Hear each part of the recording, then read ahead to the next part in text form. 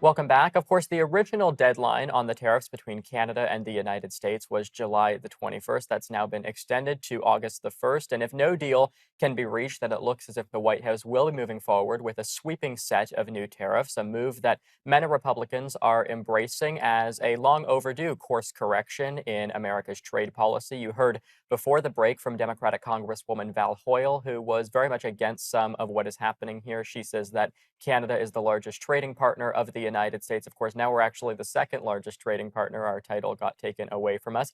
These tariffs would hit key sectors, of course, like steel, aluminum, and autos, and come as part of really what is a broader push to strengthen domestic manufacturing and reduce reliance on supply chains. Joining us now for the opposing perspective is Republican Congressman Rich McCormick of Georgia. Congressman, good to have you back with us. Thank you so much for joining us. Thanks. Good to be with you today. Let's perhaps just start out. You and some Republicans have said, obviously, that these tariffs are a necessary step. President Trump certainly feels that way. I'm wondering why going after Canada is the right approach, as opposed to focusing specifically on, places like China and other countries, of course, that don't have as strong, historically speaking, anyways, of a relationship with Canada or with the United States, rather. Sure. Well, I don't think it's personal with Canada. I think it's across the boards. Everybody's having some hard negotiations with President Trump.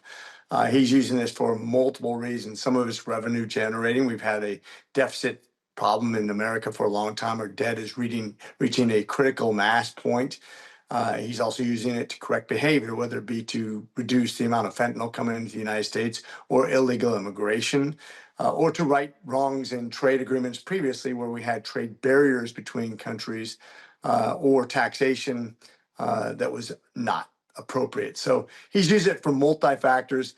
Canada is not on some sort of crazy list where they're being discriminated against unfairly, but it is going to be tough negotiations. This is what Trump is known for.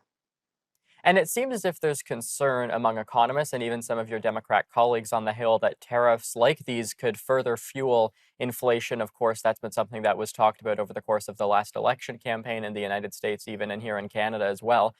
Why do you think, I guess, the benefits of this outweigh some of the risks? Oh, we'll see. I mean, the nice thing is Trump does things on the fly. He doesn't get stuck in the mud.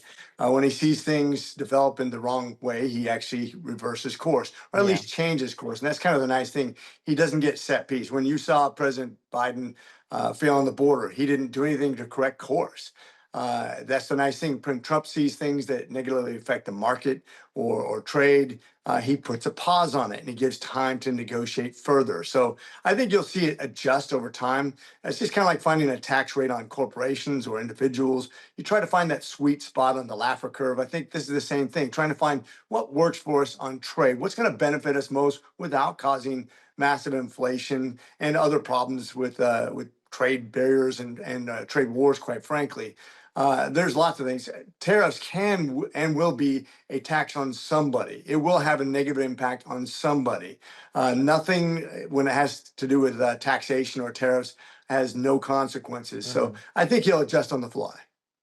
And how important is it that the US signals strength in some of these trade negotiations when you look to a place like China? And how do you kind of weigh that with the potential for retaliation, which certainly we've seen from places like Canada, but retaliation from, places like China, for example, might be more damaging? Sure, and it's funny. I remember as a little kid when I was much younger than you, hearing about the huge trade deficits we had around the world. And we did nothing about it for decades and decades. We just kind of said, "Well, that's just the way things are." No longer. One of the problems with having these massive trade deficits is not just the fact that it's pilfering our resources, but it's also not allowing us to prepare for the next crisis. We saw with COVID, we were exposed when we couldn't produce our own PPE, we couldn't produce our own medications.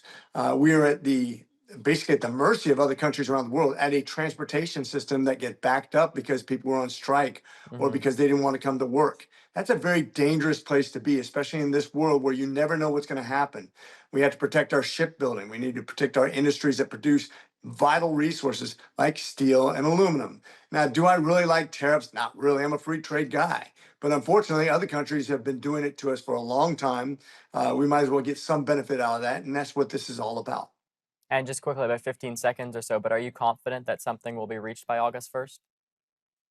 I am. I think both countries realize that you have to find some happy medium, some agreement. And I think that Canada is extremely important to us and our future. And despite the rhetoric, I think we want to get along. Okay, we're going to take a quick break. When we return, we're going to talk to two different Canadian mayors, both of whom have strong feelings. Pickering mayor and the Waterloo mayor are going to join us right after this. Stay with us.